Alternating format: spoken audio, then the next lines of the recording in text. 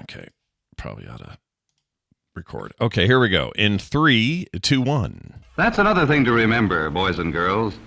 Whenever you get into real trouble, go to your nearest police officer or sheriff. You'll find him a real friend in need. Arise, Sir Loin.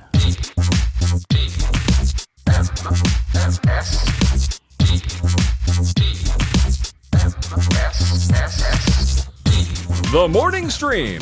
He's taking a dump in a can.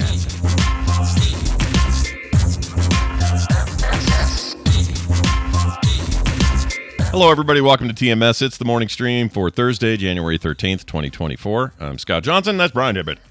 Hello. Hello, everybody. Hello. We're here. Hope you're all well. It's Thursday. You know what that means? It means that you got to come to class a little later for teacher Wendi to teach you a thing or two about life. That's right. Yep. And although today's is going to be more about Jeff. But anyway, we'll get to that. Yeah, I'm so excited to find out. I have not read ahead actually to see what how we're gonna help with Jeff. Actually, now that I'm glancing at it, this is more helping Wendi, isn't it? Yeah, well, he thinks it is. Yeah. Yeah, he thinks it. He thinks it's helping her, but I bet she's got other thoughts. We'll see. I don't know. But Jeff, it'll be fun to attack your question as we do all questions. I wish we could get him on the horn for this one. Yeah. Calling Canada. I love it. The horn. I haven't heard that in a while. I like that. I want to start saying horn again. I say that all the time. Get him on the horn. Get him on the horn. That's such a great old school thing. Time to bring it back. I was told today that skinny jeans are gone again. We're going back to the baggies. Good. While we're at it, let's say get him on the horn. Get him on the horn. Yeah. All right, I'm in.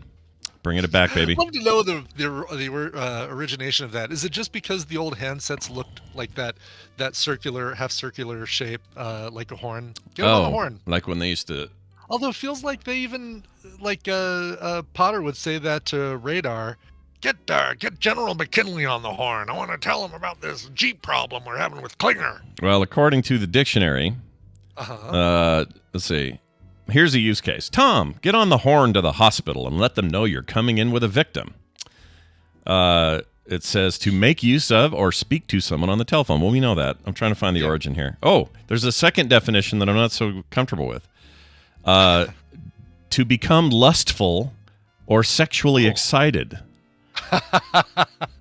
So if you want to get on the horn, I guess you just get horny or whatever. Oh, that's funny. I love it. All right. Here it is. Sarah became quite embarrassed when she noticed that her date was getting on the horn in the middle of the movie. That's the use case. Great. Okay. Anyway, I can't find the origin, so this was a big waste of time. I'm going to predict that whatever we find, it's going to be because old handsets were horn-shaped, right? Because it was like... I'm making the hang loose Hawaii shape with my hands because that is the old symbol for phone. Oh, I found. People still should use this, right? I think they should. I think so. Even though it's more like give this person a call, it's like you're holding a bar of soap to your cheek. Yeah, if they're across the room at a party, Brian, you see them and you're like, I want you to call me. You go like this, right? Yeah, That's the universal sign. You don't go, that'd be lame. Right. Like So we're not doing that. Okay, I found it. This refers to a device used on ships. It's a nautical term. In contact with the engine room of the bridge. It was an actual tube with both ends flared like a horn. Like if you were on an old boat in the 30s, you would literally get on the horn and go, engine room, we need full power to the stern or whatever. That's your horn. Interesting. Okay. Yep. All right, good. And then the guy with the boner in the movie theater as well. That's the other one. All right, you guys, look. Sometimes we say things and then you correct us. Brian and I had both. We've been talking about EVs, and we'd made the comment that I wish Subaru had an EV, and they do. They have one. Cool. Oh, really? Okay. Yeah, I'm going to put a picture up. I'll put it in the Discord as well. This is a car called the Solterra. Solterra. I've heard of the Solterra. I didn't realize that was a Subaru. Okay. Nissan Solterra. I think I would have thought it's a Nissan, but I like look at that. It does sound like a Nissan, doesn't it? Nissan name for sure. Nissan Solterra. Yeah, it totally does. But that's you know what I really like about this car is the wheel wells, the black I like that too. Yeah. Very cool. Anyway, this is a car. Here's what he says. Subaru makes an EV called Solterra. If you're ever driving and see a car that looks like a Juggalo, it's probably a Solterra. Chris from Oakley, Utah. Well, thanks, Chris. I can't unsee it now. I totally know what he means. It's like, yeah. Yeah, for it's sure. Like, is it Lobo in the DC universe that kind of has the white face and the black eyes? Yep, If absolutely. we just had one, it would be Domino from the Marvel universe. Yeah, at first I liked this black. Now I can't get it out of my head. So. Oh, it does look like. Okay, I'm back to it. I'm back to liking it. It does look like a first order stormtrooper. Oh, that's There are a cool. lot of cars that kind of have that first order stormtrooper look. Yeah, and they all the white. EVs have to have that curve because they need the wind resistance to be as low as humanly Yeah. possible. So they all kind of have it. I don't know. I'd drive that. I'd like Subaru a lot. I'm gonna have to look into it. I'd drive that in a heartbeat. My neighbor would never speak to me again because he hates Subarus, and it's really because the people around here either drive like maniacs or drive like they're just kind of coasting with the foot off the gas. The amount of speed that you normally do when your car is on, an automatic vehicle is on, but not being accelerated. Gotcha. I mean, I get that. I think it. I don't know. I'm trying to think of a car that I would be adverse to driving because of the kind of driver. Like, I used to feel this way about Saabs a little bit. They're pretty snobby, but no one buys Saabs. There's no Saabs anymore. They're gone. What would it be now? Maybe BMW still annoy me a little bit, but I'd take one. You can give me one. I'll take it. Yeah. This thing costs, let me give you a price. Oh, here it is. MSRP starting price $44,000 or $44,995, which is about normal for your average car like this. Let's see, what is our distance on it? Tons of government rebates and subsidies go along with that, tax breaks, because you're buying an EV, which helps a lot. Probably get it down to 30,000. Supports Apple CarPlay and Android Auto. So that's good news. Nice. Let's see. Got roof rails. I don't know why I would care about that. Doesn't give me distance. 228 miles of range. Not bad. Just it's kind of in there in the zone. Yeah. All right. I'll put it on the list of considerations whenever this happens in my life. Cool. Yesterday is history today. Yesterday is history today. Time to rip through some history that happened today, many years ago. I'm going to start with a more modern one. In 1995, this is for you, Brian. I thought of you when I looked this up. Yeah. Bjork. You know Bjork? Bjork, which I think we're supposed to pronounce Bjork. Is I it think it's, Bjork? Yeah, it's Bjork. Oh, shit. It's worse. I know. How could that name possibly get worse? Bjork. I think that is how we're supposed to be pronouncing it. It's don't pronounce it like it looks. Mm-mm. No. My daughter tried to, when she was in Iceland, they had a whole plan for a big concert at a place she owns in Iceland. So in Reykjavik, there's a place, Reykjavik? That's right? Yeah. Reykjavik, There's a place, Iceland, yes. there's a place that she owns that she was going to perform at. And so Carter and all these other exchange student people were all had plans to go. And then there was some hideous snowstorm that like canceled the whole thing. So she couldn't see it. Anyway, she may have gotten on stage and said, "I'm Bjork." And Bjork. blow all their minds. Anyway, Bjork released her second art pop solo album, Post, in 1995. Oh, yeah. Remember that? Sugar Cubes. That's a great album, too, because it's got the one where she lives on a mountaintop and she's throwing things off to make me feel whole again. Or whatever it is. Isabel, my name's Isabel. Those are good songs. You know They're what? great songs. Army of Me. Oh, my God. Army of Me. Yeah. Let's go listen to some Bjork today. You'll face an army of me. Yeah, Yeah. she's great. She's the Kate Pearson that came out of the B-52s that was the Sugar Cubes, because the pair, I want to say Per Gessel, but that's the guy from Roxette, I mean. Roxette, yeah. Per something is the Fred Schneider of the Sugar Cubes. Oh, She's sick for toys. Oh, he just does a lot of talking. I like that. He does all that stuff, yeah. I like a good talk. It's not really rap. It's more like it's just talking, really. Yeah, it's just talking. It's just kind of talk yelling. Necrosax says, I like the Bjork video where the mailbox danced with her. That's this album too. It's Oh So Quiet, which was a cover of a Betty Boop. Yeah, Betty Boop song. Betty, shoot, I gotta look it up. Betty Hutton. Betty Hutton song. All right. I was going to try to confuse you further, but you got it. You nailed it. Yeah, Betty Draper. Betty Draper. That's right. No face, no emotion face. Betty Draper. Fantastic. Great album. Maybe the best Bjork album actually. Now that I think about it, what was the one after it? It's the one. Shoot, Venus is a Boy was on that one, or was Venus is a Boy on the other one? I can't remember. Well, to celebrate, I'm going to listen to Post today. I'm going to do Listen to Post today. Yeah. Yeah. I'm going to totally check it out. Also, in the year 1774, we're going backwards in time here. Okay. In the year 1774, on this day, just to counteract the one we did the other day about Louisiana getting their first slaves, Rhode Island becomes the first colony, because that's as yet not, we're not the United States, still a colony. First colony to prohibit the importation of slaves. Oh, okay. That's pretty nice. That is pretty nice. Yeah. All right, good. Well done, it's Rhode Island, the original Yankees. Nicely done. Nice. And then finally, in 1373, this is amazing to me. I don't know about you, Brian. I like a little history here and there. Sure. It's fascinating. History is fascinating. If we don't learn from history, we're doomed to repeat it. That's right. That's what I've always heard. I also heard that winners write history. Kang said that, I believe. Oh, was it Kang? Okay. It was Kang said that. Yeah, but it'll have to be Dr. Doom because that all got messed up.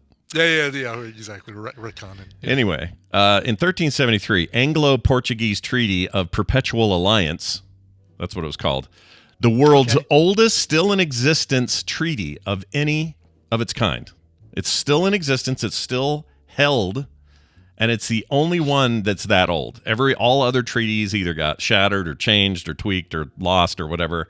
But this Treaty of Perpetual Alliance, signed between London, King Edward III of England, and King Ferdinand I of Portugal, still in effect today. Wow. That's pretty cool. Look at them getting along. Cool. Yeah. Not bad. Nice job, guys. Nice when something lasts. Yeah. And then they both real quickly got in boats and went and wrecked the rest of the world. But still.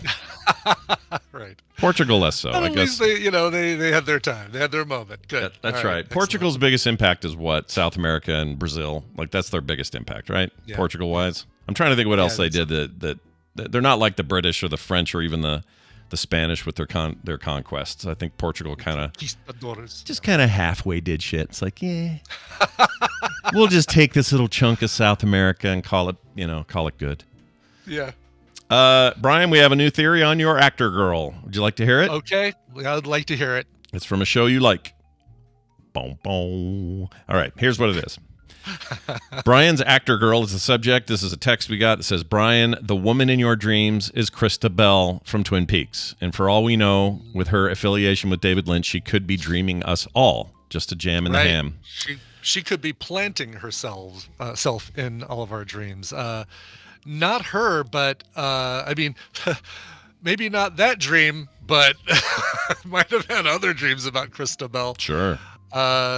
Yeah, I think she was just in the newer Twin Peaks thing. Oh, I don't know. I'm such a bad Twin Peaks person. I don't know who's in what. Tammy Preston was her character, and I think she looks too young to be in the first one, right? She's too young. I know, doesn't she? Yeah. Yes, this was part of the new Blue Rose task force for the Twin Peaks. V2 reboot. She was born in 78, so yeah, too young to be in the original and be that young. She'd have been 14 for the original Twin Peaks. Yeah. She's also good. What's that other thing I saw her in? Emmett Walsh. That's it. That's exactly who it was, BioCow. It's Emmett Walsh. Not Kate Walsh, but Emmett Walsh. Oh, of course, Emmett Walsh. Yeah, Emmett Walsh. No, not her, but a very similar look. I still haven't... I watched Archer last night, so I didn't get back to... back over to Silicon Valley. Yeah. But yeah, it's like I'm gonna find this woman, damn it. I know. Gonna find her, We're gonna find her. I just got an email right this second with another theory. Let's check it out. Let's go to the new theory. Here it is. Whoops, where'd it go? Give me a name. All right, here we go.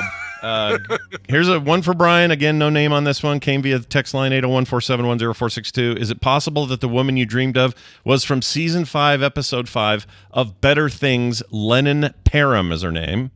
Ooh, spell that. Lennon, like John Lennon, Lennon, and then last name Parham, which is Parham. My theory is that your brain mixed Pam Aldon's look, which is more of Wendi Malick, and Lennon Parham, who played a super mean receptionist in this episode. Oh, yeah. I remember her now. Yeah. She's been in a lot of stuff. Boy, I don't, definitely not her, but I'm trying to think of what I know this woman from, and it's not just, what do I know this woman from? She does a lot of voiceover stuff, it looks like. A lot of voiceover stuff, yeah. She. I don't know her. Her face is not familiar to me. Oh, really? Yeah. Yeah, Jeannie's still convinced that it's a composite of a bunch of women. And as I visualize this person in my head, I can't think of who I would Frankenstein, who I would weird science to make this woman. Like, I can't think of who I would composite to make this woman that I'm visualizing. Yeah. Because right now the visualization I have is not from the dream. The visualization I have is from whatever I saw her in. Right. If I was still visualizing this woman coming up to me in the dream and saying, "Hey, Daniel Kaluuya, why are you hanging out in this Cost Plus World Market looking at bottles of weird European soft drinks?" Yeah. Then I'd say Jeannie's onto something, but this isn't. It's not in my head. I swear to God, it's not in my head. No, but you know what? Everyone everywhere. I just want to say this. Everyone everywhere is really glad that this has taken over from carbonated meat. We're done with that, I think. Right. The shift. The focus is shifted. Yeah. Finally. Yeah. Yes. And you guys, look. Occasionally a message will trickle in saying, "Hey, did you have beef made with whatever?" Kelly LeBrock, folks. Yeah. Again, Kelly LeBrock, been in many of my dreams, but not in this particular one. Yeah. Brian dreams about. He dreams about everybody. He's got all these women. I had a big crush on Kelly LeBrock back in the 80s. My gosh, she was. I think we all did. She was awesome. Holy crap! I would have worn a jockstrap on my head and played on an Apple II computer if I could have generated her in my room. Yeah. What was that one with Gene Wilder where she's naked? The Woman in Red. Yeah, she was naked in that. She was naked. Yeah. Yeah. I remember that. Okay. All right. Remember that? She's naked. The origination of that horrible "I Just Called to Say I Love You" song from Stevie Wonder. His one miss. Stevie Wonder's one missed song was that "I Just Called to Say I Love You." One missed meaning not a good song, you're saying? Yeah, not a good song. Everything else out of Stevie Wonder, top notch. I tend to agree. I was watching. Who was I watching yesterday that was talking about Stevie Wonder and it was cracking me up? Oh, Dr. Dre. Was on whatever show that is that who's the little tiny comedian that works with The Rock? Kevin Hart. Oh, Kevin Hart. Yeah. You described Patton Oswalt the other day as the little tiny comedian. Yeah, I always think of their size, but anyway, Kevin Hart's a little tiny guy, and he has this. I don't know what show that is. I've never seen it. I always see clips from it, but he has some show he hosts, or it's like a talk show. Famous people, comedians, and stuff come on, and he had Dr. Dre on, and Dre, I guess, used to get messages all the time or phone calls all the time from Stevie Wonder, which I thought was just interesting. Yeah, so he would call him and like comment on some rap that he wrote and tell them where they should change this or change that, or he had all these opinions back when those guys were taking off, in their rap careers. Yeah, it was fascinating that he even cared. Like, what does he care? Yeah, no kidding. But he would call, and the way Dre was telling the story was really funny. That's cool. People should seek that out.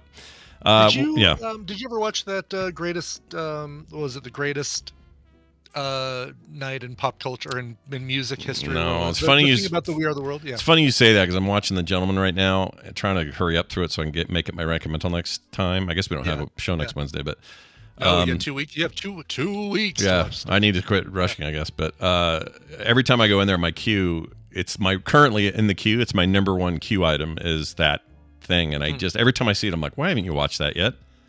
I don't know why. Yeah, no kidding. There is, and I won't spoil it because when it happens, you'll find it the greatest thing ever. But a moment between Stevie Wonder and Ray Charles in that documentary, and something that somebody says, and I can't remember even who says it. They don't slam into each other in a hallway or something like that. No, they do not slam into each other into a hallway. That'd be funny. I mean, it'd be funny. It'd be a little sad, but also funny. Yes. I need to finally watch that damn thing and get it over with. Amy, I've not watched season 2 of Outer Range yet, but I did recommend till season 1, and I'm so excited to start season 2. I think Tina, right now we just started Sugar, which was a Nicole recommendal, and damn, it is compelling as hell. Yeah, it is so good. Apple TV Plus makes no shit. They make no shit, and it's very I don't want to say disjointedly filmed, but it's very almost distractingly camera angle-y filmed. Sure, that's a professional way of saying it. Yeah, I hear cinematographers using that phrase all the time. It's very camera angle-y filmed. I really want to see it. I'm excited about that one. Yeah, it's good. Also on my list of... No more about the twist. That's why we're rushing through Sugars, because I know there's a twist. I don't know what it is. I right now I cannot even figure out where it could be going, but I'm so excited to see what the hush hush twist is about Sugar. Stephanie wrote in. I don't know if this is our Stephanie or a different Stephanie, meaning the more common. It's our Steph. It's the Steph that is that was here in Denver for a while, helping animals at the canine clinic. Okay, so this is that Steph. All right. This is that Steph. Yeah. Hi. How do we know that though? Because of all the F's in her signature. Oh, they always put 4 F's in there? Okay. Yeah. She has a lot of F's to give. She says, hi, you two. Just wanted to let you know you can call deaf people deaf. In deaf culture, they do not view themselves as impaired, which they are not, and saying such is considered actually an insult. Calling deaf people hearing impaired is a hearing person's perspective that deaf people lack something, when really they can live normal lives without hearing. If they are lacking some hearing, you can say hard of hearing. Love Steph. Yeah, that's kind of what I figured. I didn't think deaf was a problem. I don't know why. I don't know why I did. I felt like deaf had gotten replaced. Like, it's because we live in a culture where everybody's always doing this. I know. It feels like someone's always offended by some word that I'm using. Well, plus, okay. Let's look at the truth of this. You and I are the kind of guys that don't want to hurt people's feelings on purpose. So, right, exactly. If we are informed about a thing, then fine. Then we try to act accordingly. Sometimes stuff will slip. My whole the whole mess with my granny panties comment 2 weeks ago or whatever it was, it got me in all kinds of heat. I didn't know why until people told me. Now I understand. In this particular case, what happens with this is we end up feeling like, oh, well, I want to be cautious. So when I hear something like deaf, I go, oh, is that okay? Is deaf okay? Right, exactly. Yeah, no. When I was saying deaf, when I was describing the situation yesterday, I was like, "Is deaf still the okay term?" And then mistakenly said hard of hearing, and that's where this all came from. Right. I'll just go ahead and recap yesterday for those of you who missed it. Yeah. Now you're all caught up. Yeah. Now you guys have to even listen to the episode. Or I guess it was 2 days ago. Right. Exactly. Whenever it was, I don't remember when we talked about it. All right, well, that's all you can stand for our top of the show stuff. Now it's time for you all to be informed and learn about what happened in the world while you slept. It's time for the news brought to you by. What are baby owls called? Yeah. Trivia for me. I've always called them owlets, I think. Brian, my gosh. Yes. You are correct. It is owlets. Okay. All right, owlet. Yeah. Jeez. Okay, hold on. There we go. And it's also sometimes referred to as nestlings. But owlets. Nestlings, really? Yeah. Okay. But owlets is the chief one. Nestlings is just kind of a backup term. Nice job. Brian, a man named Optimus Prime. Oh, wait. Hold on. We also got to tell you about... Oh, shit. Yeah, please do. What's going on with Colorville? Get through that. Yeah. This will be an interesting one. Coverville today, an artist that I've never featured on the show before, mostly because I don't know prog rock like my partner in crime on soundography, Hammond Chamberlain. That dude knows prog rock. My friend Hammond knows prog rock. Me, I know some prog rock, and I know a little bit about King Crimson, and I know a little bit about the supergroup formed in the 80s called Asia. Heat of the Moment, come on, we all love that song. In the heat of the moment. That's the one right there. Well, yeah. It's all a lot of it is shared by a dude named John Wetton, who passed away I think 2017, passed away about 7 years ago, but he would have been celebrating a birthday, and so it's time to celebrate John Wetton and all of his many iterations. The dude has done a ton of covers. So you're going to hear covers of Pink Floyd and the Beatles and stuff like that. But then you're also going to hear some covers of some Asia classics, Heat of the Moment being one of them. I think The Smile Has Left Your Eyes, their ballad that was a big hit. So you get all that and a whole bunch more today. A regular time because I did a 1 hour ride this morning. It was hot enough this morning that I did one pre-show. So I'll be able to jump right into Coverville at noon Mountain Time, twitch.tv/Coverville, 12 p.m. Mountain Time. Check it out. Yes. All right. Let's get to the story about a guy named Optimus Prime. All right. All right. He rolled out, and he's all set to go. Did he have his name legally changed to Optimus Prime? It's a good question. I think so because the article treats it as such, but they don't actually explicitly say. Right, because I think they would say Optimus Prime, whose real name is Larry Gamulka. Yeah, they don't do that. Earlier this week, so here he got arrested for car theft in South Austin, so down there in the Texas zone there. Austin police arrested a suspected car thief with a very strange name. According to court documents, 37-year-old Optimus Prime Blakely. I feel like you've got to do something about your last name. I mean, so his first name Optimus, middle name Prime, and then last name Blakely. Yeah, doesn't fit. It should be Optimus Prime Allspark or right, something. change your last name to Megatron or something like that, or Optimus Prime Megatron. like Brian a bit Earth. Yeah, I like that. What were they? They were not Decepticons. They were the what was the good group called? See, that's I know about. That's Autobots. Autobots. Yeah, Decepticons are the bad so guys. Optimus Prime Autobot. Perfect, right there. Yeah. There's his change your last name. Sure. What is the name? Cybertron's their home planet, so you could have gone Optimus Prime. Cybertron. That's right. What was Megatron? Anything? Bad guy. Anything in? He's the main bad guy. He's your chief bad guy. That's right. That's right. Okay. Oh, so that'd be like me saying my name is Brian Abbott Claire. Yeah. Basically. That would be it. Yeah. Okay. This is him here. No more Optimus Prime! That's him there. Gotcha. Okay. Anyway. His worst enemy. Okay. Yeah, gotcha. his worst arch enemy, really.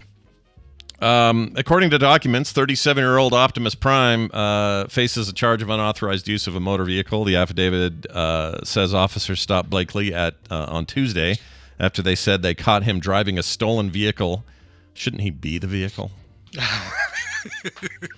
Should you always you want to be the vehicle you want to be in this life? Become the vehicle you want to be? Right, yes. Anyway, they saw him driving a stolen car on Congress Avenue near Radham Lane in South Austin. Radham Lane. Okay. The man with the Transformers-inspired name remains in the Travis County Jail with bond set at $8,000. So there you go. Optimus Prime, you're in trouble, buddy. Good job. Yeah, watch out for your tailpipe. Yep. Look out. Maybe plug that up or something. Yeah. Watch out for the guys trying to get in your trunk. That's right. In your tractor trailer. Yeah, they're Decepticons. Get it? Con, get it? Decepticons. I gotcha. Yeah. Here's a story about a man who coughed and sneezed so hard at a U.S. diner. Oh, God. His colon fell out. I was expecting you to say he pooped his pants, but oh gosh, no, fell out.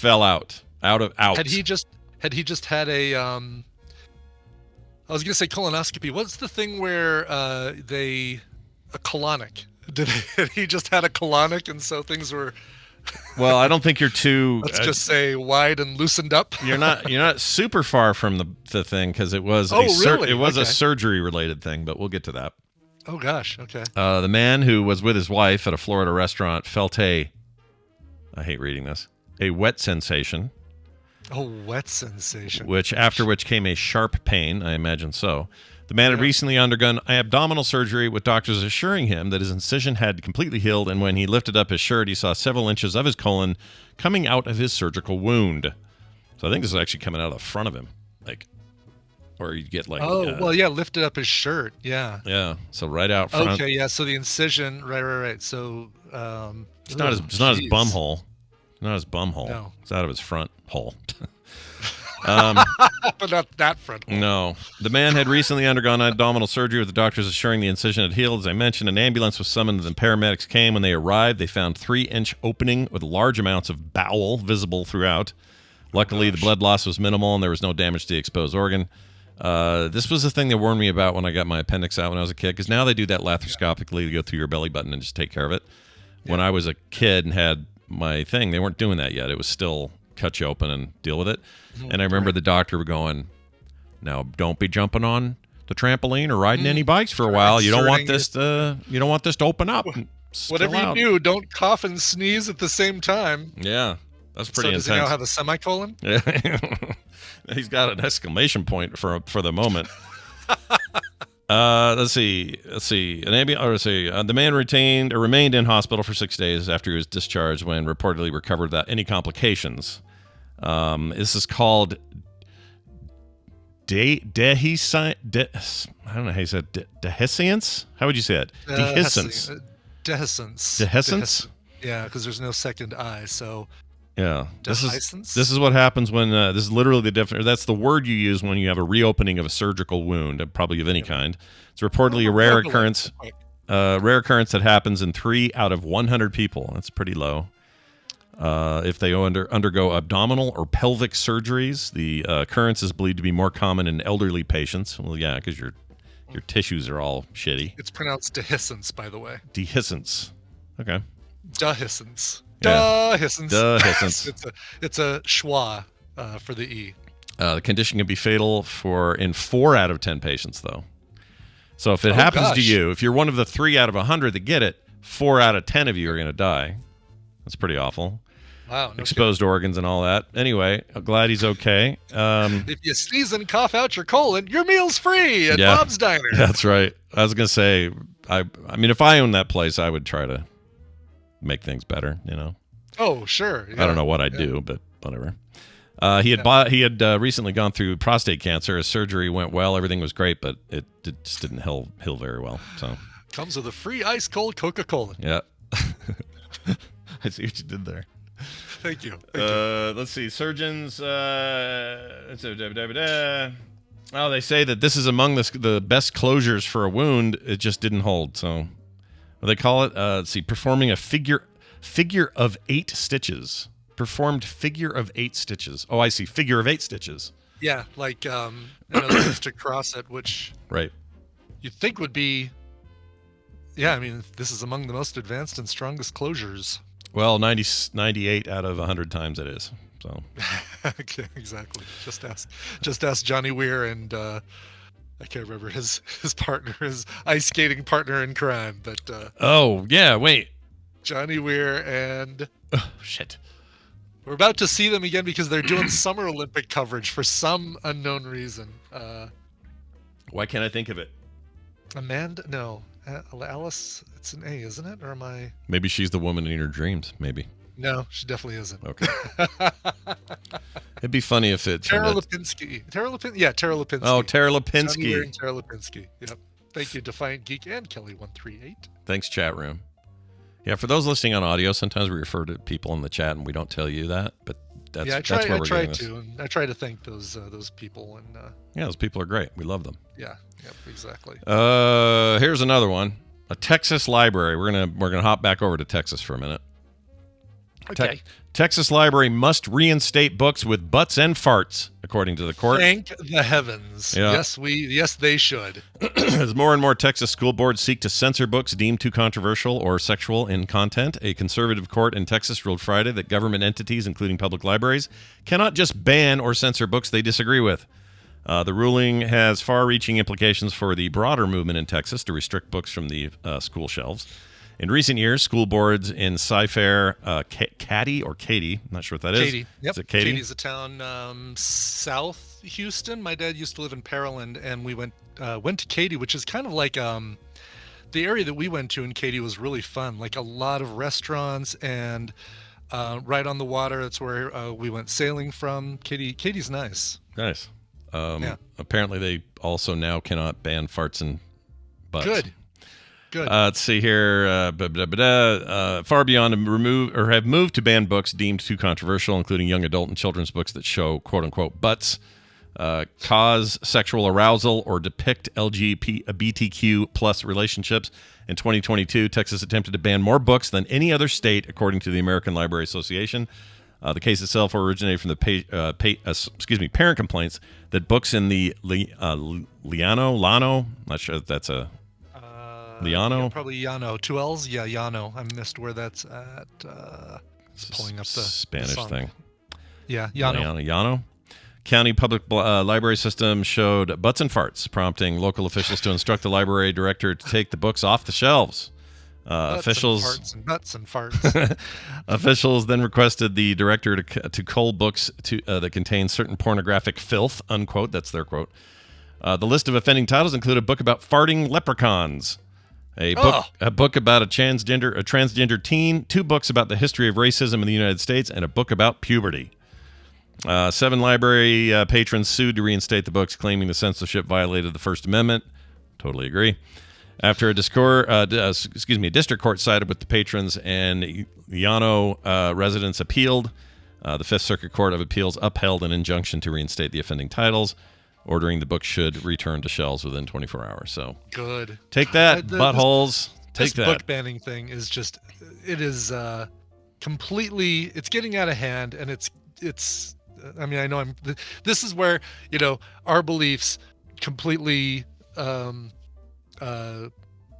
jibe with our audience, right? We don't have a really controversial audience of saying, no, I think these books should be banned. So it's like we're in league with our audience. So I know I'm preaching the choir, but it's just, it is so out of hand, and the people decrying that they want their freedom want the freedom of everything except for our kids to learn about other gender identities and lifestyles and things like that. Heaven forbid they learn about any of this stuff in libraries. My God. To me, it's simple.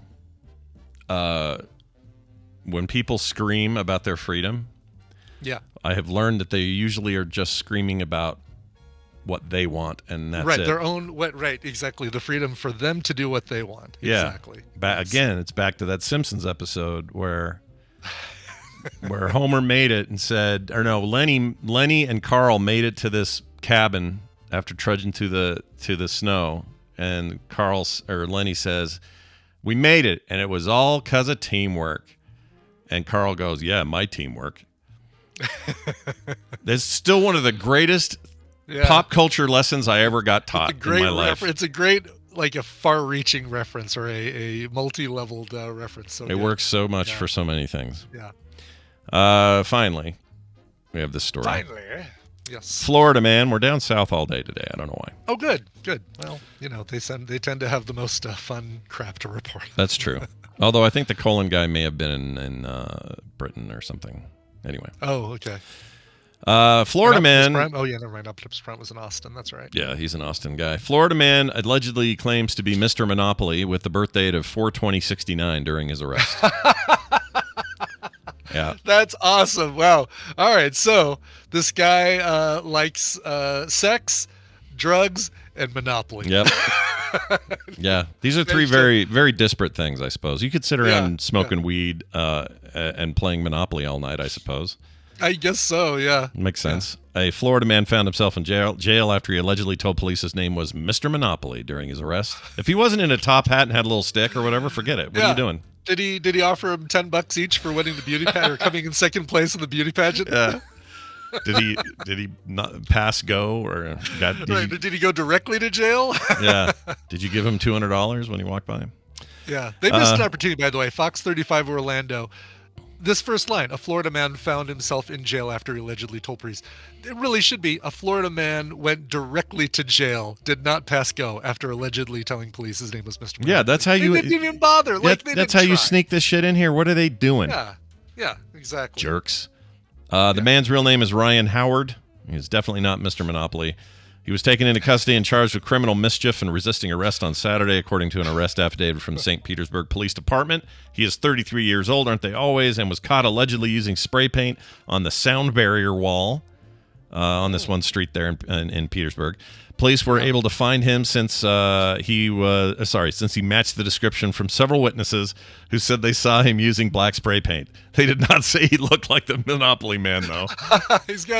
We think he has a monocle. We can't remember if that's a Mandela effect or not. Top hat, and his pockets are out, and he's spray painting a completely useless looking iron on the sound barrier. Yeah, he had the word community written on his chest. We couldn't figure that out. Police spoke to him or asked him about his name. He did not respond at first. After a few attempts, though, he told officers his name was Mr. Monopoly. He also reportedly provided his date of birth as 4/20/69. Nice. After checking his driver's license, the police were able to verify that this was not the case. So, wow. Well done. Well done. Not Mr. Monopoly. I mean, look, the Florida man. But you took a chance. No, he did definitely take a chance for sure. He also, what's another? I lost it. I had a good one. Shit. He took a ride on the Reading Railroad. Close enough. That'll work. Yeah. I was gonna say the stereotype of Florida man. You know, I realize I don't like blanket stuff where people go like assign something to a whole generation or say that an entire city is like this or a whole state or a whole country or whatever. I hate that stuff. Sometimes it's fun and just idle teasing. We like to give Irish people a little bit of shit, mostly because we have a certain listener who reacts funny. But no one believes that those stereotypes are widespread. But in the Florida case, I'm not saying it's widespread either here. I'm saying it's not. But why do these ones always seem to come out of your state? I'm guessing. I guess there's just a percentage higher of like wackadoo stuff. Yeah. Is it the heat, the humidity, the part, so much of your state is bordered by water, and you don't have the influence of as many other states that you share borders with? What do they just share, like Georgia, Mississippi? I'm sorry, Alabama, Mississippi, Louisiana. Can you get? Do they share a border with Louisiana? No, they don't. Florida. No, they're on the other side of Mississippi. Yeah, so but they do Alabama with and Mississippi, Alabama, Georgia. Is that it? Yeah, they don't have enough influences of, we have all of our friend states around who like say, okay, Colorado, keep yourself in line. Oh, you know what? I learned something today about, that's funny you say that. Maine has even fewer. How come they're not wackadoo? Yeah, what's going on with Maine? Yeah. I didn't know this, Brian. You live in the Midwest. Did you know that? I didn't know that. Really? I thought Colorado was still west. Is the Midwest? I thought it was still west too. So is the Rocky Mountains the line of demarcation between the West and the Midwest? So here's what it says. It always blew me away that Illinois was in the Midwest, because I feel like that's so much further east, and I feel like if you drew a line down the middle of the U.S. and said, all right, everything west of the line is the West, everything east of the line is the East, and then this would be the Midwest, and that would be the Mid-East. But we didn't even say Mid-East. Yeah. But well, I feel like, yeah. And there's nothing official. They did a poll of everyone living in the United States, and there's how it broke down according to this, which I'll put in your Discord. Oh, good. Okay. Yep. So you can see this thing.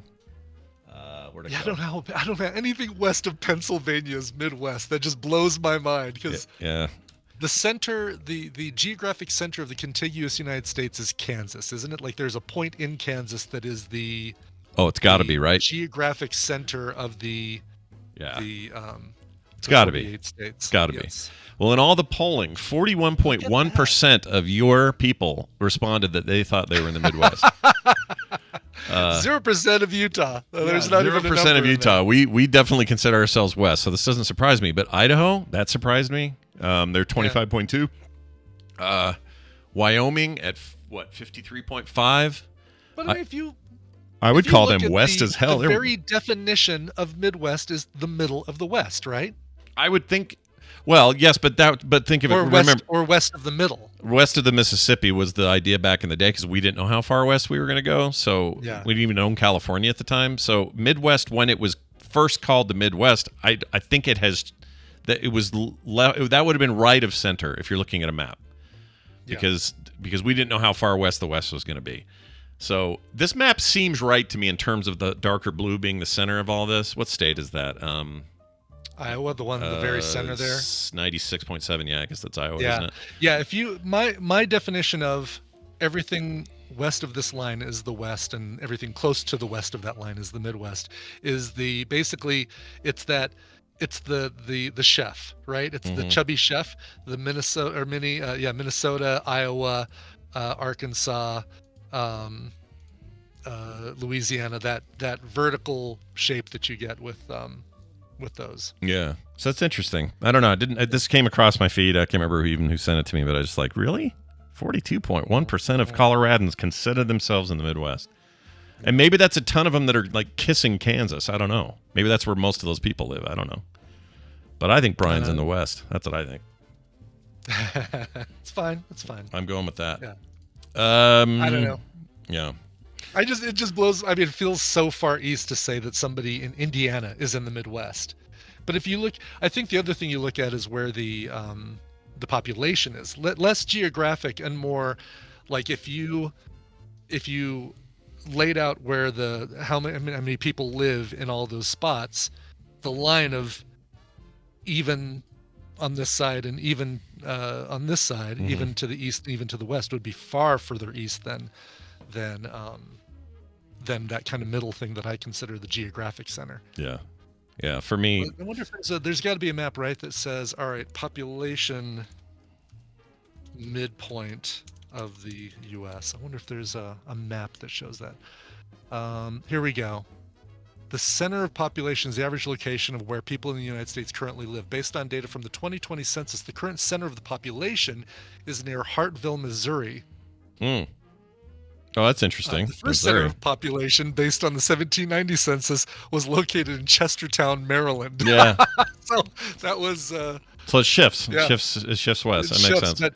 But yeah. So right there in Missouri being the center of population. So this is the map I just put in now. This green one is what people mostly think of as the Midwest. So these are the states, Midwest. and Colorado's not in there. Neither is Idaho. But for whatever reason, residents of those two states and others think they are to some degree. Yeah, that's interesting. But this makes sense to me. This would be the Midwest right here. I like that. I'm happy to be in the West. I don't mind not being in the Midwest. Yeah, I like the West. The West is great. The West. The reason I always think of the West are states where there's just like vast amounts of space, and I know everyone thinks that that's how these places are. But Ohio's very compressed. Indiana, very compressed. Illinois, you can drive from these places to each other in no time at all.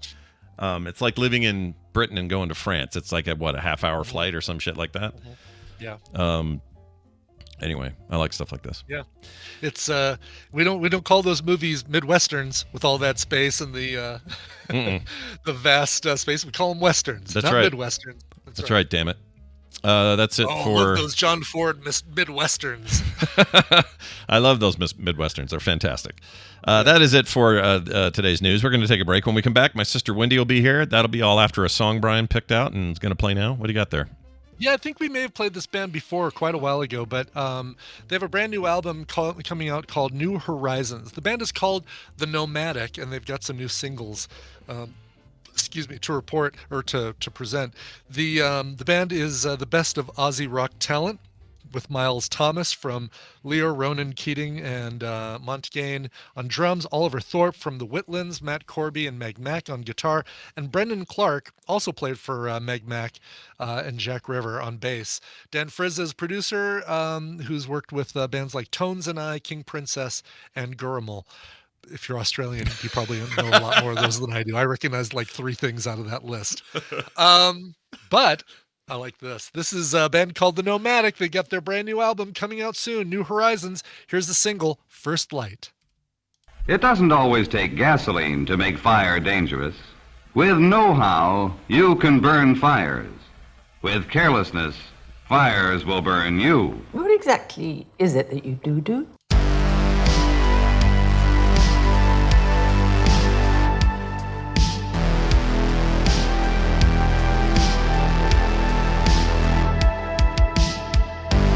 And we're back. Tell me who that was again.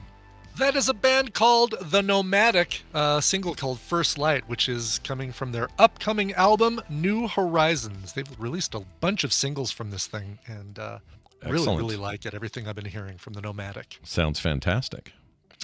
Yes. Australia making the good stuff. I saw they make some pretty good stuff in Australia. Do you know the lead singer for the bald And guy. Will? That time has them. Yeah. Do you know Not at all, yeah. what's his name? Do you know his name? His name is, he's a member of Parliament, or he was for a while a member of Parliament, and his name is... Bald guy, Magooby guy. Jeez. Well, anyway, his daughter runs a TikTok account and films her dad goofing around all the time, and it's fantastic. Oh my gosh, Wendi, doing some home repairs. Oh, I was wondering where that's from. Peter Garrett. Oh. Wow. Peter Garrett, there we go. There's the guy. let me just warn you. Someone is literally ripping out a wall in the other room. Oh my. Do you know who they are? I've never met him. It's very weird. I'm going to try to, We've had worse. We've had way worse. This is fine. Yeah. Trust me. And I just thought, can't be that loud. And then, of course, they started literally sawing it's like somebody into trying my to unplug a pipe back there. Yeah, it's so bad. So Look, I literally did an interview once where the guy, who was the director of an independent film, the guy was in his car with his top down the entire way on the LA freeway for most of the interview, and for the final third of the interview, he pulls up to his house, parks, goes into his house, and pees while he talks to us on speakerphone. No way. Yeah, I could hear it the whole time. It was one of the weirdest experiences in my podcasting. I love that. I think this is I don't even care. I have 0 F's to give. Yeah, I'm living my life. Yep. Well, Zoom, I use Zoom most of the time, and Zoom has a personalized audio. If anyone needs this, it is astounding what they have figured out for me, which is it just memorizes your voice. So if I clear my throat or cough or sneeze, it doesn't pick up that audio. Or if my dog barks, or you would not be hearing this thing behind me. Right. So, I can crinkle flipping a bag of something in front of the mic and it will not pick it up. Yeah. So now I'm used to that, and I'm like, oh no, you can hear things when I'm on other things. So there is a setting in Discord that's similar, but I won't bug you with it now. But maybe I'll show you how to do it later. Then you can. I can't please do it in the future. Turn on the banging filter. Yeah. Yeah. My goal is to never have this happen again, because I cannot. You've had people work in your house before while you're there. It is the most disconcerting. I hate it so much. I don't like it either. I don't like big banging sounds. I don't like trying to do stuff or focus. Yeah, I don't like it at all. Living their lives in my house.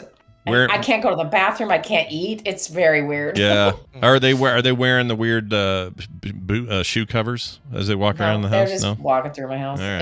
It's not respectful. It's fine. In the end, it'll be fine. It'll all be fine in the end. That new wall, it's going to be awesome. All right. It's good to have you here, Wendi. We're going to... Great wall. Great wall. Wendi pay for it. This is literally true. We're going to do an email today that is from a guy we all really like around here. His name is Jeff. We call him Bronco. I've known him forever. One of my favorite Canadians in the whole world. Sometimes he gets a little hot under the collar about something we talk about. You're gonna hear that tone here a little bit, but it's just so everyone knows, this is not us dragging Jeff or him dragging us. Everyone's friends here. Everyone loves everybody. We're all friends. Okay. Everybody loves everybody. Okay, that's the truth. So anyway, let's get straight to it, and I'll read it, and then we'll talk about it. Scott, Brian, and Wendi. What is it with people losing all rationality with products when they hate the people associated with them? I've listened to an entire week now of how Wendi is having some existential crisis driving a Tesla because she hates Musk so much. I think that may be a little extreme, but okay. He says I had a long email exchange with Scott about Elon. And he did. This is true. Trying to get the point across that it's possible for two things to be true at the same time. Elon is a brilliant engineer, and he's also a giant jerk. I don't disagree. The same is true for House of Cards. It somehow suddenly became a bad show once we found out Kevin Spacey was a creep. No, it was still a good show. Mm-hmm. I think it's got like Baby Driver. We can say the same thing about Baby Driver. There's lots of things that are good, even though he's in them. I get you might not want to potentially put money in his pocket by watching, but it doesn't mean the show was any less good than the day before you found out it was horrible. I think I agree with him. Part of the reason the Spacey, I'll pause here and just say this. Part of the reason the Spacey thing makes me so annoyed is because he is one of the great acting talents of a generation. Yeah. And so, when someone like that turns out to be a real D-bag, it's just like, well, it's just disappointing. But I didn't avoid this stuff because of it. Even though it's possible to separate the art from the artist, it gets harder. The worse crime that they do, the worst thing that they do, it's you watch Baby Driver, and every time they're on screen, you're thinking, oh yeah, it's the guy who was a real dick to Anthony Rapp. Yeah. And but you watch something Pee Wee Herman's like, that guy, he diddled in a sex movie. Oh yeah, he got way too much heat for that because he did get way too much. I mean, that's what you're supposed to do in those places. Yeah, I don't know why you're in there if you're not. Anyway, he goes on to say, "What is the deal? I've never heard anyone say, well, I just can't drive a Ford because Henry Ford was such an anti-Semite." We'll get to that in a second because I hate that argument. Maybe this is a question for Wendi. Why is it so hard to separate the art from the artist or the product from the CEO? Physician, heal thyself. Yours in Christ, Jeff Sire. And a bunch of smiley faces. All right. We have heard from Grafton, Ontario, Canada now, and now we have to address it. I want to address one quick thing. The Ford thing just doesn't work for me because Henry Ford has been dead of 100 and something years. And if he was in charge of something now and I didn't like it and I'm like, well, I got other options. Maybe I'll take my money elsewhere. I don't think that's a perfectly reasonable thing for people to do. If let's just say, let's make this argument. EVs couldn't, let's say the only company that can make an EV is Tesla. No one else can make them. Sure. And they're also the greatest things ever built in the history of ever. And there's no competition. There's nothing else going on. This is just the only way to go. And Elon Musk is a total turd nugget. Well, then I could see how you'd be like, well, don't like the guy, but I got to get the car. So I guess I'll get the car. It's fine, whatever. But that's not the world we live in. If people behave poorly, if the guy at McDonald's, burps really loud as he wraps my burger, I can decide, I think I'm going to Burger King next time. You know what I mean? Like that. Yeah. So that I don't think holds up. Like, yeah, if Ford was still around and he was still running the company and he was a raging anti-Semite, I would probably say, I think I'll look at Chevy or something else. Yeah. And the same thing happens here. The way he is so publicly an a-hole. And also, what it sounds like he's a real a-hole internally, if all these internal documents are to be believed. That's what's coming out, yeah, for sure. Then I have no problem going, yeah, I don't know if I want that car. I think I'd rather get a freaking Leaf over that, or Edison electrocuted animals horribly, and we still use electricity. I think we don't have an alternative. Well, I guess if I'm not using electricity, I guess is an alternative. You can live off the grid, but yeah, no, I just don't think it's a good example. The rest of this kind of makes sense, like the stuff with Kevin Spacey and stuff. I totally get all that. So, Wendi, let's throw it over to you, since this was a first time this is kind of aimed at by you. Yeah, kind of aimed at you a little bit, Yeah, I'm, first of all, not appreciating that there's one mean Canadian. If there's going to be one, it's we found him. Jeff. We found the one mean. We found him. Also, his stuff is showing a little here.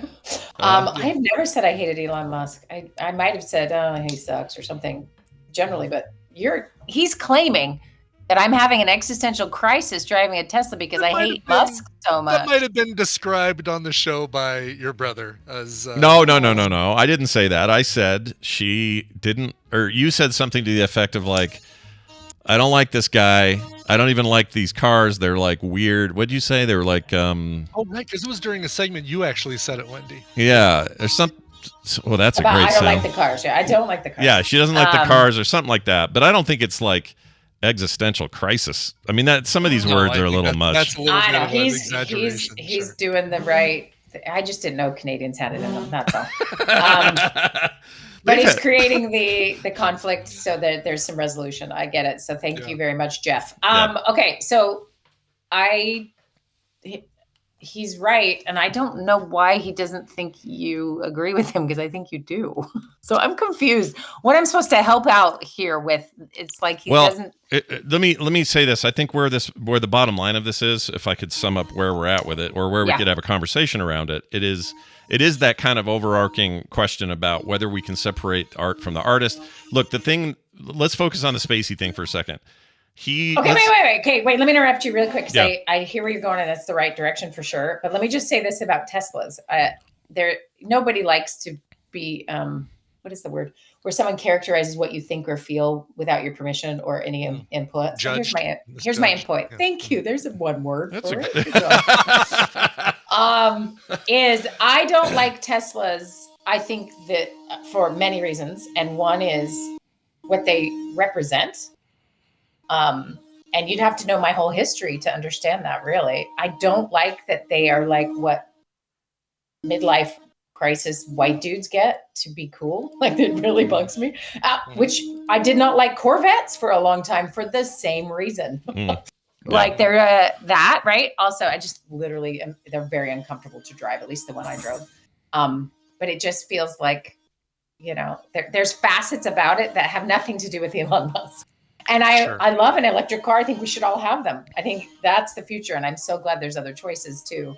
And I do wish Tesla was just better. Like, I don't think I would hate it if I thought it was better, but I also just think there are better options. The Corvette that have nothing to do with the 2020s. Right. Yeah. And so, okay. So just that being said, though, I can 100% separate it from Elon Musk because I recognize how things actually work. And sometimes it leaves a bad taste in your mouth. Sure. And that's maybe, Scott, you could talk about that a little bit as you go, and I'll talk about that. Like, what happens when an illusion is popped, right? A person becomes a whole person. Mm-hmm. And sometimes, of course, if it's super public, like the way Elon Musk portrays himself, it's very public. We all know, everyone talks about it, blah, blah, blah. You never know. I mean, I'd like to hang out with him alone. I would like to have a session with him. In a heartbeat, I would do that because I would love to know what is actually happening there. Mm-hmm. But I don't get to know that. And I think that's true of anyone you think of that's famous or you have an opinion about or that you decide if you like or don't like. Do we really know them? And what is for show? What is not? What is saying the quiet part out loud? This is difficult to do. Yeah, I think there are plenty. I think there are plenty of people who think that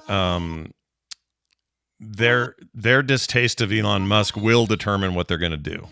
Right. So in other words, there are going to be people who are going to make their choice based on, I hate that guy, therefore I will not do anything he has business in. People do this with everybody. It's like, well, if Apple makes it, I'm not touching it. If it's Android, forget it. Whatever. People get these weird brand allegiances and stuff, which I'm not a giant fan of that either. I think brand worship is weird and funky. I don't understand it.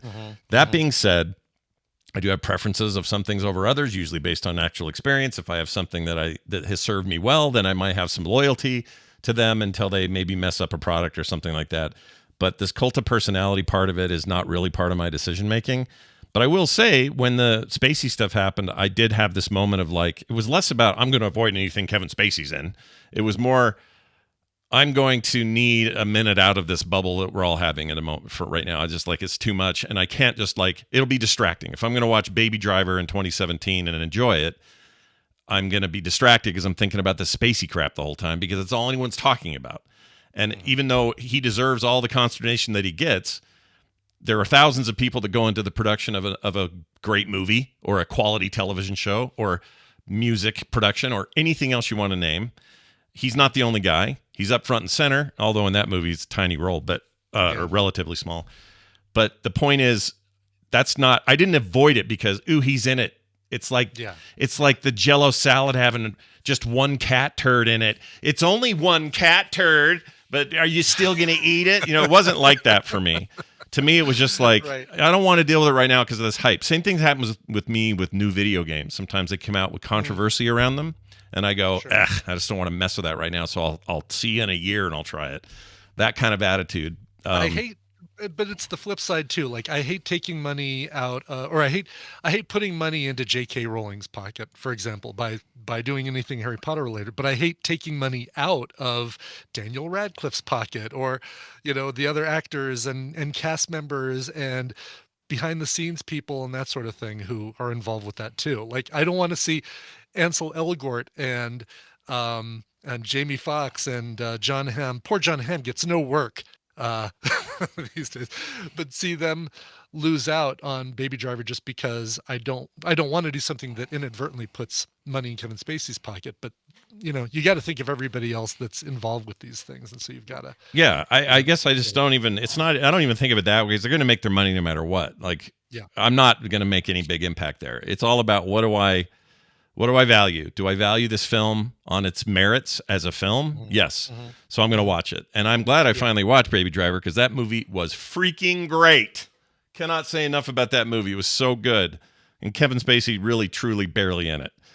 if that's your problem. But in the case of like, if somebody does something bad, let's just say, let's say tomorrow I buy a lot of Apple stuff. I'm in their ecosystem. Sure. iPad is my drawing tool of choice. I do a lot of art, do a lot of audio production. I love their tools. Like, I'm into it. I'm happily in there. They've always served me well. If tomorrow it turns out, today, breaking news, Tim Cook was found strangling an old lady on the roof or something, I would be very upset at my products. I'd be very upset about this. Yeah. And I would be mad about this. And I would want something to be done about this. Like, you fire him immediately, board, and you get somebody else in as CEO, like get Ken Federighi, or not Ken, whatever his name is. Craig Federighi in there. Yeah, put his fake hair helmet on. Let's get this going, and make him the guy, because I have long-term interest in wanting to still use these amazing products that take thousands of people to build and make and do and stuff over time. Tim Cook is not the only reason. So that's why I take issue with this whole issue of like Elon Musk being the reason. Tim Apple? Yeah, well, yeah, Tim Apple. If you ask one guy in particular, yeah, he would say. Okay. So here, I think your point is accurate. I think you'd have a hard time finding anyone who would argue with that. But I think the psychology of this that makes it interesting is, what is it that happens to us, right? So, for example, anyone who yells about cancel culture, that it's the worst and the woke mob's coming for you, and you do the same thing, but on their beloved thing. Mm-hmm. And the same thing happens. And this is because this is not some one side or the other having this experience. It's everybody has something. So what is this thing? And let me ask you guys this. What is it about? Well, okay, you could talk about influencers or personal branding, or, you're really tying a person to the thing, right? Mm-hmm. I mean, Elon Musk has made himself the face of Tesla. Yeah. That's the reality. There are plenty of quiet engineers who are brilliant. We will never know their names. Mm-hmm. Because that's not what they do. And so obviously a film star, a musician or something, they are their brand. So that makes a lot of sense.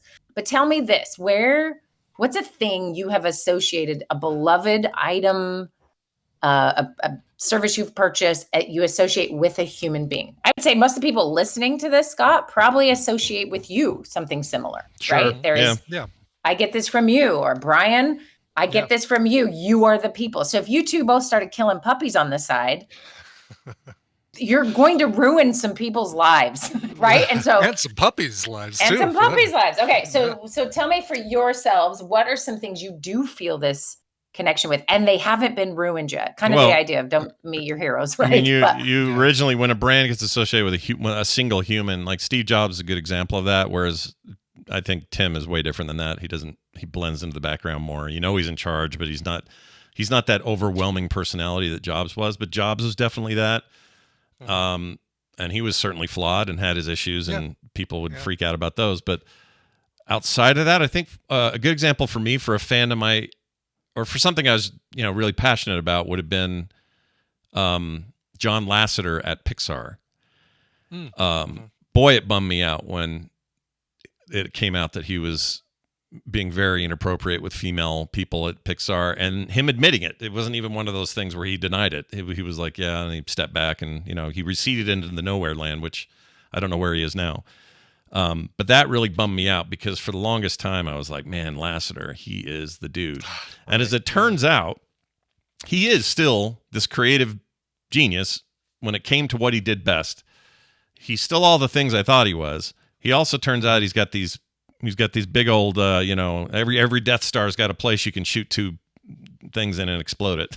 And he definitely had a big one. It was just a matter of time. Yeah, but I didn't boycott Pixar, and I still don't. And I still think fondly about the stuff that he was passionate about. The original Toy Story is amazing. His time leaving Disney and why they didn't believe in the future and all this. It was all fascinating to me. Now I know he's deeply flawed in that regard, and it still sucks, but it didn't make me go, that's it, I'm done. Yeah. Right. Okay. I mean, you're repeating yourself. I love you, but you're repeating yourself.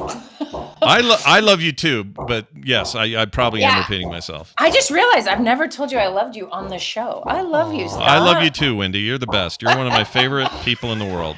Okay.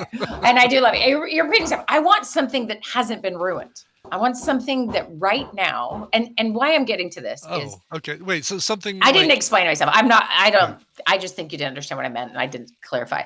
Because what I'm getting at here is that it's an illusion, right? We are all living in a bit of an illusion, and we project a lot, right? So take our first example of this is our parents. We project onto them hero status because we need them to keep us alive. Yeah. And they give us the mirror in which we look in to see if we're lovable, worthy, and valuable, right? We need them. And our black and white thinking as young, underdeveloped brains put our parents in this category. Now, ask anyone whose parents are older and you are an adult, do you see your parents the same way? No. Now, you might still think they're great, but you now can have access to see their flaws. So here's our first example of, as a human being, doing this, where we put someone on a pedestal because they are the star of our freaking show, right? And then we find fault with them because that's natural as you discover a full human being. And then that sometimes breaks people, right? 100%. That can break relationships. It doesn't survive. But often what it does is we adjust, we manage the good and the bad. We sort of figure out how to incorporate that new information. We maybe just don't go bowling with dad ever again because we now realize he can't handle it or whatever. Like, we find ways to still be in relationship and loving relationships with people who are flawed. And now extend that to someone who you don't actually have access to. So you're only going to know the good thing, right? Like Lassiter, you only got to see that part of things. And it was inspiring and amazing. And it was like a dad. I mean, is that being too dramatic? No, I think that's fair. I could do this with our dad. Like, I'm not saying he had flaws like that, but he clearly was a flawed person, because everyone's got their weaknesses, whatever. Yeah. But because he passed away so early in his life, it is easy for me to, it's now he's legendary now, right? Yeah. So we've now assigned this like new status to him of, well, we didn't get to see him grow to 80 and get cranky or decide that he thought the kids these days were this or that. You know, we didn't get that because he was taken so early. So we can just put a stamp on it and go, legendary, bam, you know? And it's not really that, it's not true. He would tell me, he would say, Scott, knock it off. I was flawed. I had issues. I wasn't perfect. I wasn't this or that. You know, I had people get all up in arms. Matt and I were talking about this the other day, but you know, when he used to use the C word, not the one you're all thinking of, but the one people would use as a for Asian racial epithet. Yeah. When he would use that, we all felt like it was a term of endearment, including the Korean siblings. They were all fine with it because that's just what they knew, and they knew he was a loving dude. But would you want, you know, is that cool that he did? Probably not, you know, by any stretch. So it's one of those things where I feel like there are certain people where either they're taken early, so they get legend status, and that kind of changes it's a lot rosier, right? Or we only ever see the side of them, you know, we only see Mr. Rogers in all the positive lights. It sounds like he was just like that in real life too. But even he would say to you, well, I'm quick to anger, or I'm, you know, I disagreed with my wife on stuff that was fundamental or whatever, right? Like, everybody's got this stuff. The problem I'm having these days is I'm kind of running out of that. There's nobody really out there where I go, oh yeah, untouchable, that guy. He's the freaking greatest. I don't know if Blizzard's fall from grace as a company was part of the problem, but it really wrecked me and made me go, oh, well, how many other organizations or people, or famous or otherwise, do I hold in some regard, and they're really just peeing all over the place, and I just don't see it. And we just don't see, right? Well, and let's be clear, because of technology, because of information access, because portrayal can be blasted to every rooftop, right? We can understand something about a person because it gets leaked and somebody writes about it, and then it's everyone, or someone has an individual experience with someone was a jerk at a restaurant. Think of that. Like, you have a bad day, but everyone's going to watch what you do, and then, you know, some kid at the table next to you can film it, and within minutes the whole world knows you had a bad day. Like, it's a ridiculous microscope for anyone to live under. And all of us are just sitting and consuming that. And what it's done, I would say maybe collectively, is just reduced any faith in any institution, in any collective group of people trying to do anything. But let's not forget this one really valuable point, because I got to throw my feminism in here, is that so often women are harmed and have been harmed historically with no one saying a freaking word. And so I think Me Too and some of that, like that, bringing some of that to light, it gets people more vigilant, right? As is a good thing. But it also means anything that happened prior to that, I bet you, Mr. Rogers, didn't have 100%, good intentions all the time with every single human because of the time he lived in. I know he was advanced in some ways, right? We want Martin Luther King to have not had a single flaw, or whoever, right? We're all just looking like the emailer said, yours in Christ. Yours in the one person everyone believes might have been perfect, right? There is something very appealing about that. Uncancelable. Yeah. Exactly. That's really what he should write. And so I think there's this desire for this. It's very young, very black and white. We all have it, no matter whatever direction. And then the more mature, nuanced view of things develops as you develop. So Scott, I think you're there with a lot of these things. And I think that's what our emailer is arguing for. Like, hey, he can also be brilliant and he can also be a jerk. Yeah. Right. But not everyone has to pay for a jerk's product. That's fair. Mm-hmm. And to be mad at people. And I want to flip it back to the emailer and just anyone who gets real huffy about this stuff is like, what is this about for you actually? So for example, if I was going to take all of your private text and everything you've filmed and everything you've thought and said, and I'm going to put it on the internet and let everybody judge you, how are you going to do? Like how you feel? And not to say, this guy's hiding anything real, but maybe he is, and maybe we all are, because we're all flawed. Maybe we don't even just weaknesses that aren't cancelable or terrible or whatever. Do you really need the whole world to know all those things about you? So one of the most important values in any relationship, and this I think will resonate with everyone, is to be really known and really seen, to be truly yourself and loved and accepted anyway. So we are needling into the most core human need to feel safe. And that is to be yourself and be safe doing so. Talk about, masking in all of its many forms. I can't be myself around this person, so I have to act all businessy. Or I can't, no one gets to know that I have this silly side because it's so important that I'm the helper or whatever.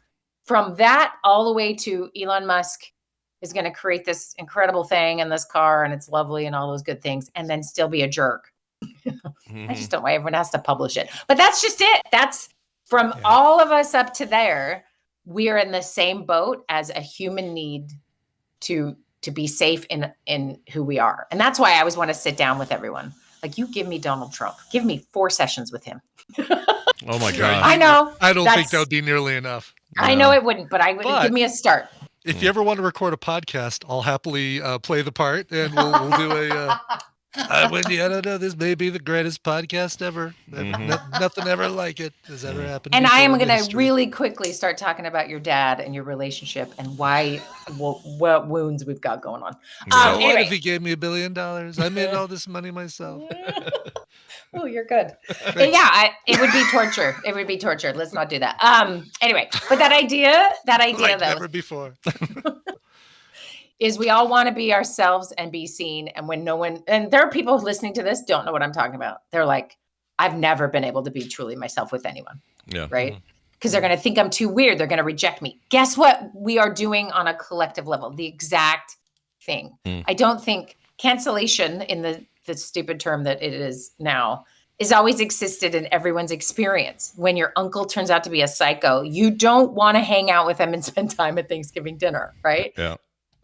That's the power of gossip. There's a great podcast about what gossip really is and how it was demonized by the early church because it was how women shared information honestly to keep themselves safe. Like, how do you talk about the priest who is going to molest your son? Yeah. Well, women are talking about it while they're, at the whatever store together. Right. And that it was literally demonized and preached against. And so the history of it's really fascinating if you think about that. But what is gossip and what is it we are engaging in here is just gossip on a big level, which is this a good person or not? Mm-hmm. Am I safe being myself with this person?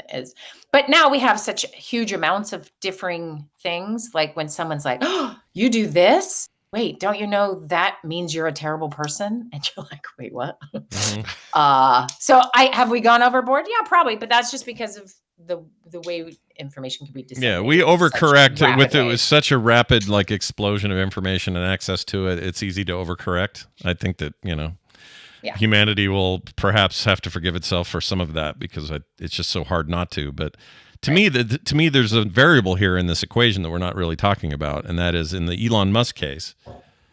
If I'm in literally, there's a sizable financial transaction at stake as well. So it isn't just, do I want to be around this guy, or do I agree with him, or don't I, or do I want to be okay with his horribleness just because he's a good engineer? That's nothing. That's fine on a personal level. You can make those decisions, but this is different. They're also asking me for $45,000 to $100,000. They're asking me to buy into an ecosystem.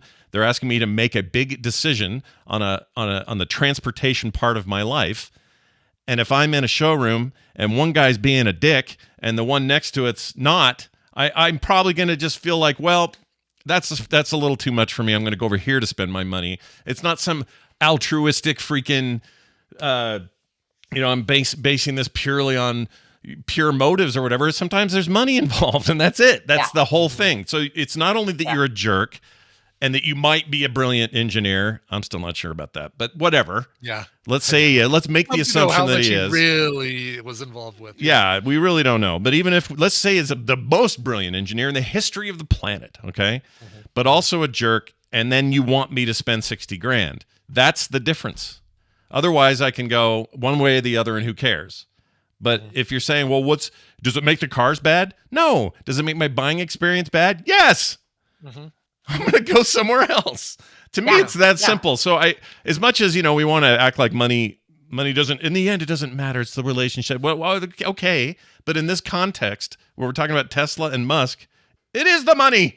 It's literally the whole thing. Actually, most of this is going to be money based in that I put my money behind it, or my vote, or my whatever it may be. It is real world cost. Whatever your currency is, right. Voting is a currency, really, at the end of the day. Right. And so the money, and it matters because what I'm doing is free advertising.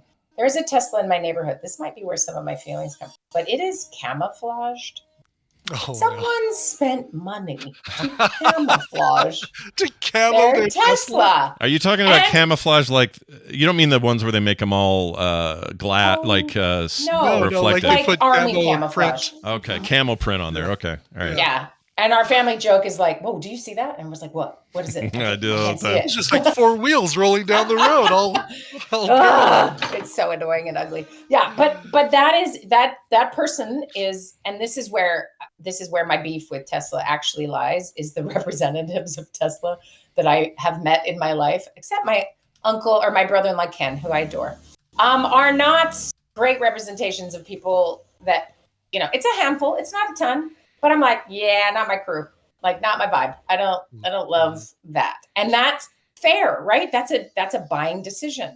Mm-hmm. We also own a Leaf. Do I think the Leaf people are my crowd? No, I don't. I don't think there is a crowd. I think we're all in the corner embarrassed. But part of that is, again, this like human tendency to assign value and prestige and worth. And, that's why you can buy a t-shirt for $150 somewhere. It's like, who are you fooling? Mm-hmm.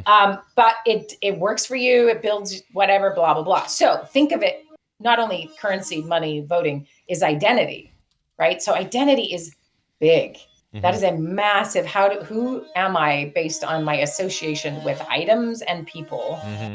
And so that gets threatened. And I think, I don't know if this is the Jeff Steele at all, but I think often the people that scream the most about being frustrated by stuff like this tend to have, there's reasons, and we could dig into those reasons, and everyone might be a little bit different, but it could just be scary. Let's say you're a white dude who's maybe not always been the nicest, And suddenly, like, you're not getting a job because you're not a Black queer woman. And you're like, well, something is threatened for you. Yeah. And all of the unfairness for them for a whole history of humankind doesn't matter. But right now it feels unfair for you. So you might get pretty reactive, or you might have stronger feelings about a thing if you feel like there's a threat here. So I hear this often, and I think cancellation when it threatens somebody, or it feels really like, well, his art is amazing. It doesn't matter that he raped 3 people. It's like, okay, this is about you.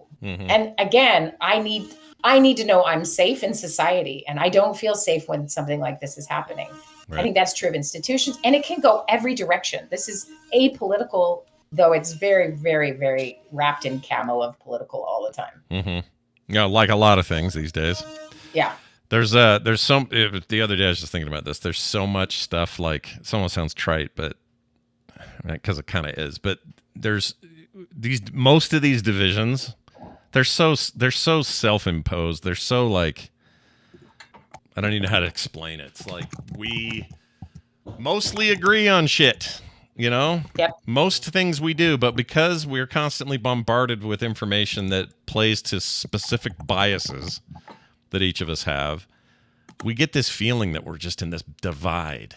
Yeah. And it's so artificial sometimes. And there's parts of it that's just like, look, if you think, all women suck and all this, every claim of rape is made up, well, I don't know what to do to help you. Like, you can have extremes, but most of the time people are not that. They're not that extreme about it. They just are buying into whatever 24-hour bullshit they're being fed, wherever they're being fed it. And then they create these chasms of differences. Now, in the case of these sorts of issues, I suppose you could make the argument, well, all you're reading is bad stuff about Musk or whoever it is. Maybe read about the good things.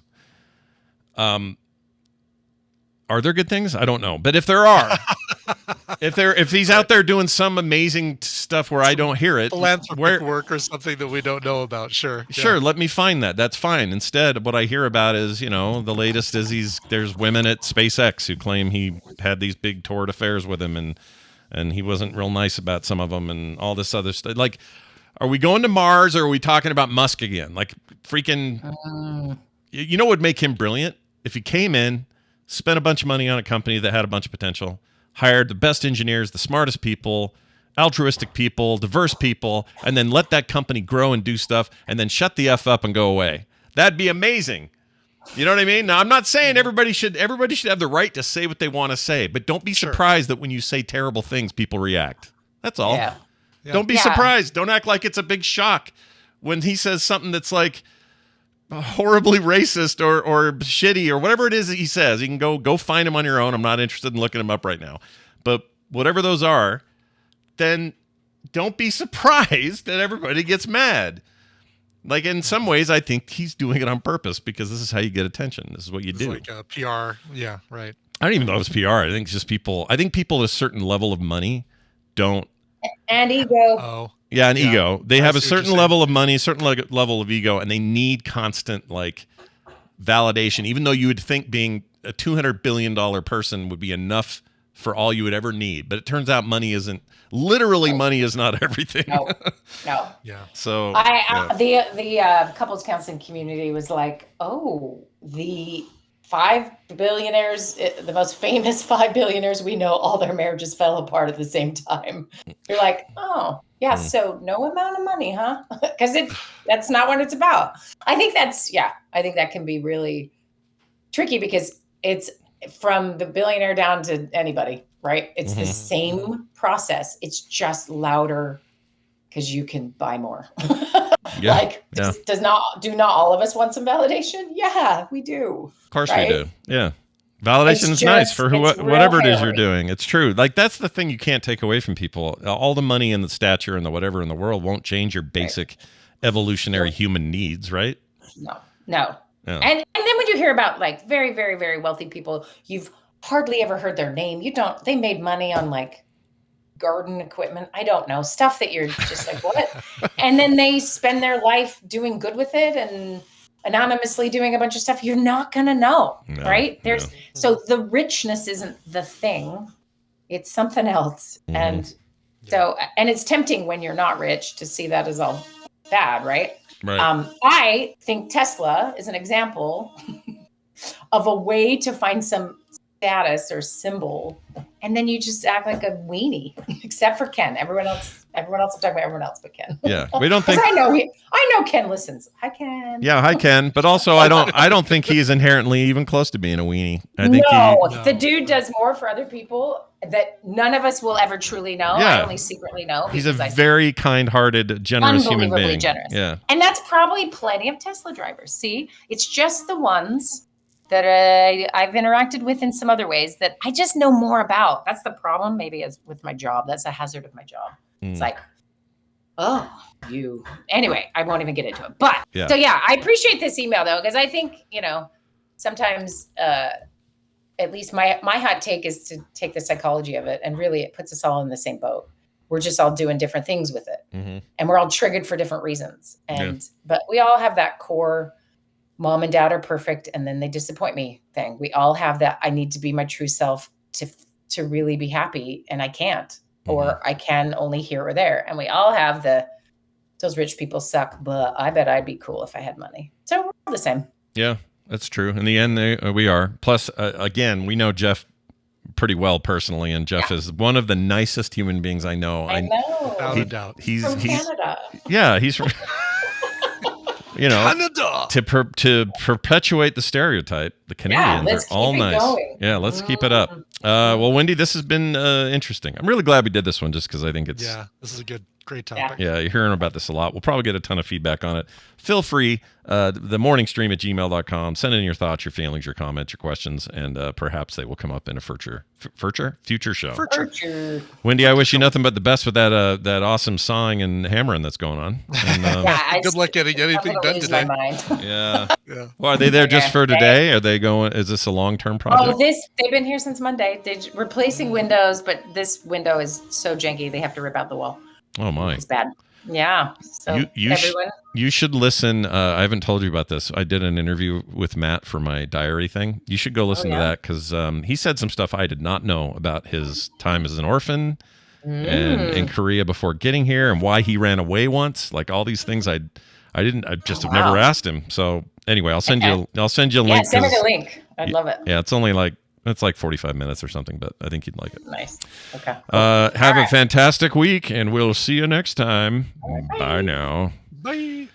That's interesting. I'm very curious about Jeff's response to all this. So yeah, I am too. Love to hear what he says. Let us know, Jeffrey. We missed you in Vegas, although it was great to see the year before. But his son had a baby, and that's the thing you do stay home for. That's something you stay home for sure. And congrats on that. You and Jen deserve the best. Later today, as we mentioned, Coverville, 12 noon. That's right. John Wetton. But if you don't know who that is, don't worry about it. You're going to hear great music. So, don't even think about, I don't know who that is. You hear music on Coverville that's designed to make you enjoy and expand your horizons and hear new stuff. You don't go in there and play crap. That never happens. I don't play crap.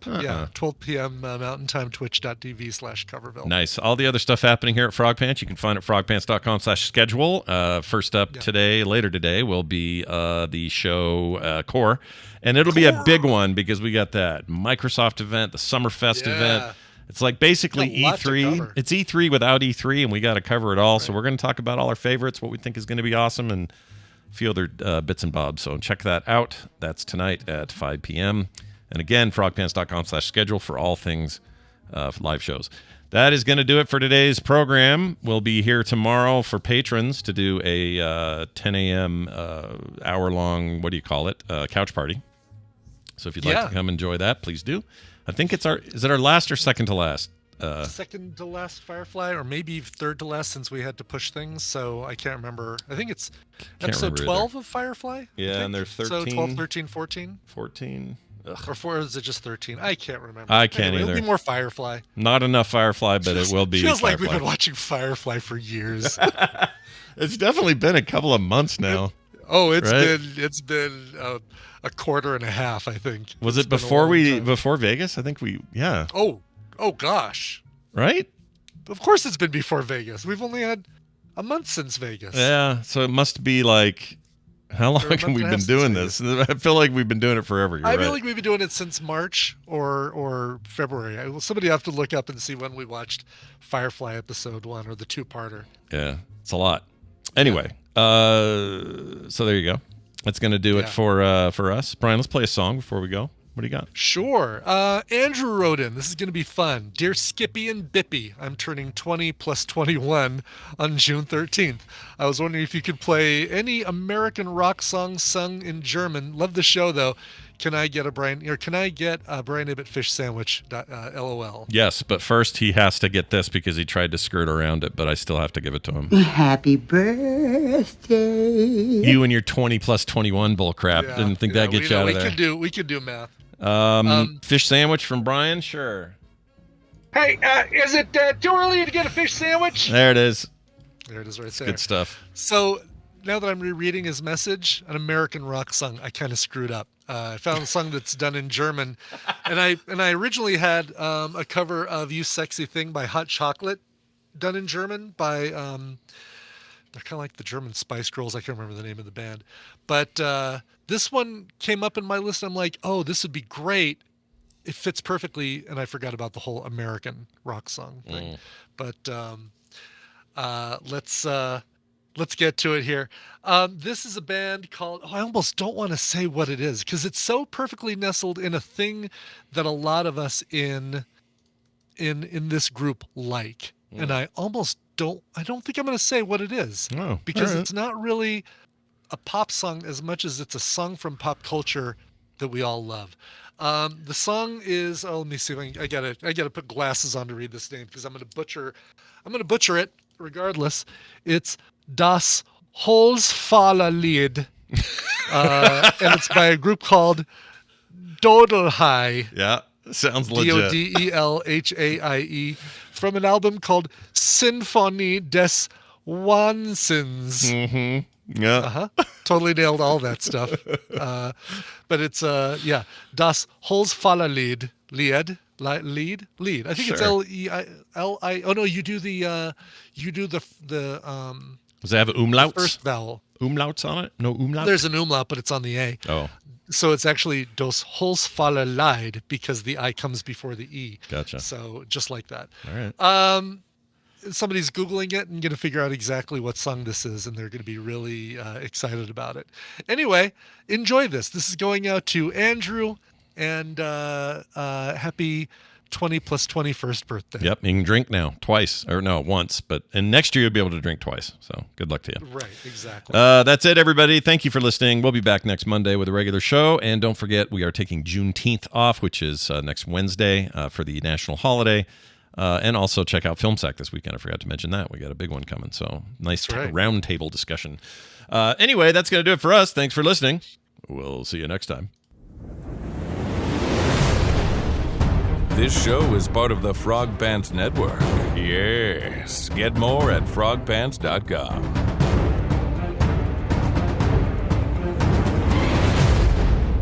What is this he-she? Some kind of a science fiction deal, or? Yeah, science fiction deal. Science fiction.